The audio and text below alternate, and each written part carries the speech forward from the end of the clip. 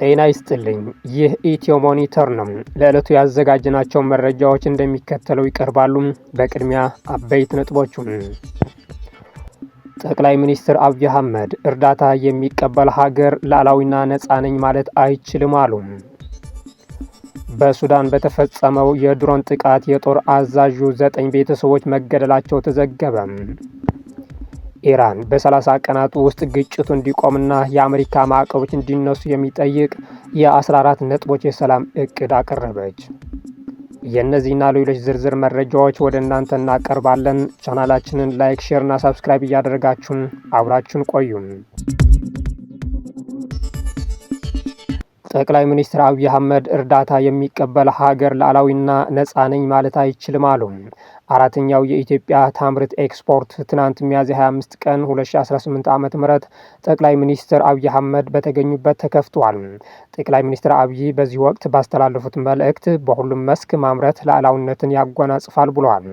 ኢትዮጵያ ማዳበሪያ ማምረት ካልቻለች የግብርና ምርት ሂደቱ በሰዎች በጎ ፍቃድ ላይ መውደቁ አይቀርም ብለዋል።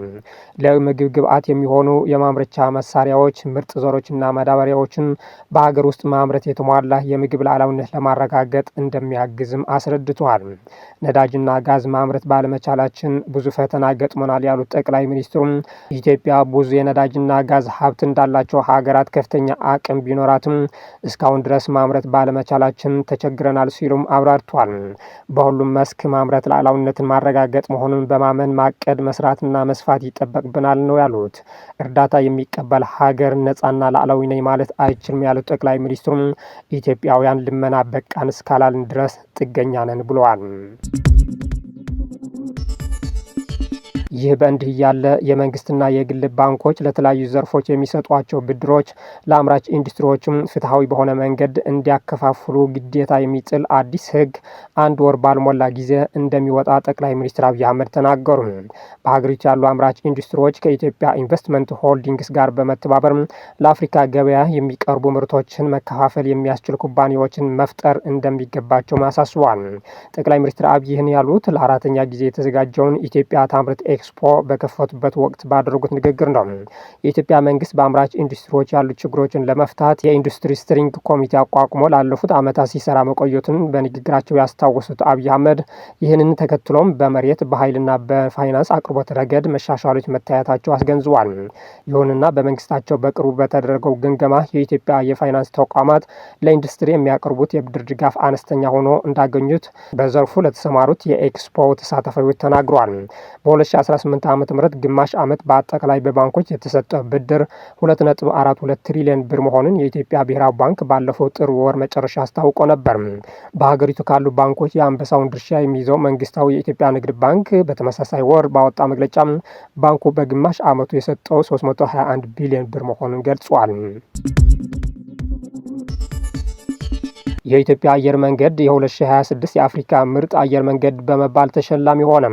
የኢትዮጵያ አየር መንገድ በአፔክስ የመንገደኞች ምርጫ የ2026 የአፍሪካ ምርጥ የአየር መንገድ በመባል ሽልማት ተበርክቶለታል።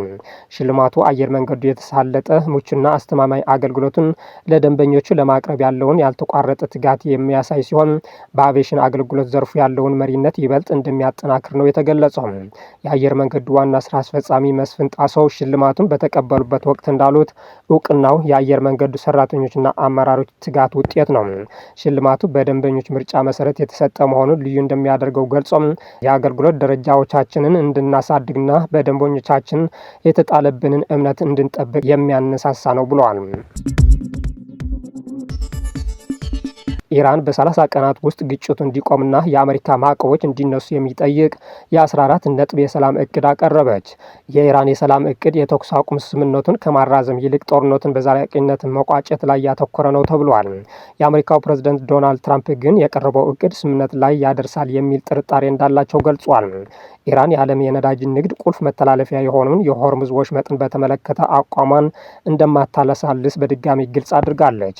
ኢራን በእቅዷ እንደከዚሁ ቀደሙ እንደቀደሙ ሁሉ ከአሜሪካና እስራኤል ውጭ ያሉ መርከቦች ክፍያ እየከፈሉ እንዲያልፉ የጠየቀች ስትሆን አሜሪካ በበኩሏ ለኢራን ክፍያ የሚፈጽሙ የመርከብ ኩባንያዎች በማዕቀብ እንደሚቀጡ አስጠንቅቃለች። በሌላ በኩል የሰላም ስምምነቱን በተመለከተ ትራምፕ ያደርጋሉ ያለውን ጫና ውድቅ ማድረጋቸውን የኢራን አብዮታዊ ጥበቃዎች ገልጿል። የኢራን አብዮታዊ ጥበቃዎች የአሜሪካን ፕሬዝደንት ዶናልድ ትራምፕን በማይቻል ወታደራዊ ዘመቻ ወይም በመጥፎ ስምምነት መካከል አጣብቂኝ ውስጥ እንደሚገቡ አስጠንቅቋል። ማስጠንቀቂያው የተሰጠው ትራምፕ በኢራን የቀረቡትን የሰላም ሀሳቦችን በማንቀፋቸውና ከኢራን ጋር የገቡትን ፍጥጫ በኃይል ለአንዴና ለመጨረሻ ጊዜ እንደሚያጠናቅቁት ከዛቱ በኋላ ነው። የኢራን የመንግስት ቴሌቪዥን ባወጣ መግለጫ የአብዮታዊ ጥበቃው የስለላ ድርጅት ዩናይትድ ስቴትስ በማይቻል ተግባርና በመጥፎ ስምምነት መካከል መምረጥ አለባት ሲል ገልጿል። በሱዳን በተፈጸመው የድሮን ጥቃት የጦር አዛዡ 9 ቤተሰቦች መገደላቸው ተዘገበ። ኤኤፍፒ ባሰራጨው መረጃ እንደገለጸው ይህ ጥቃት የተፈጸመው ቅዳሜ ምሽት ላይ ነው። በማዕከላዊ ሱዳን አልጀዚራ ግዛት ከዋሃድ ማንዲ ከተማ በ40 ኪሎ ሜትር ርቀት ላይ በሚገኘው አልካሊ መንደር ውስጥ በተፈጸመው በዚህ ጥቃት በርካታ መኖሪያ ቤቶች መውደማቸው ገልጿል። ከነዚህ መካከል የሱዳን ሺልድ ፎርስ ዋና አዛዥ የሆኑት አቡ አቃላ ካይካል ቤተሰቦች መኖሪያ ቤት እንደሚገኙበት ያስታወቀው ዘገባም ይህም የአዛዡን 9 ቤተሰቦች መቅጠፉን አስረድቷል። ህይወታቸው ካለፉ ውስጥ የአዛዡ 2 ወንድሞችና ሌሎች የቤተሰቡ አባላት የሆኑ 6 ልጆች እንደሚገኙበት ገልጿል። ካይክል ከዚህ ቀደም የአልጀዚራ ግዛት የፈጥኖ ደራሽ ኃይል መሪ በመሆን የሰሩ ሲሆን የዛሬ 2 ዓመት ገደማ ወደ ሌተናል ጀነራል አብዱል ፈታህ አልቡርሃን ጦር ኃይል የተቀላቀሉ ናቸው። ይህንን ጥቃት ፈጥኖ ደራሽ ኃይል እንደፈጸመው ዘገባው ጨምሮ ገልጿል። የትራምፕን ፕሮጀክት ፍሪደም ለመደገፍ 15000 ወታደሮችና 100 የጦር አውሮፕላኖች ይሳተፋሉ ተባለ። በሌላ በኩል 20000 የመርከብ ሰራተኞችና 2000 መርከቦች መንቀሳቀሻ አጥተው መቆማቸው ተገለጸ። የአሜሪካ ማዕከላዊ እዝ ሴንትኮም የትራምፕን ፕሮጀክት ፍሪደም እንዴት አድርጎ እንደሚያስፈጽም ይፋ አድርጓል።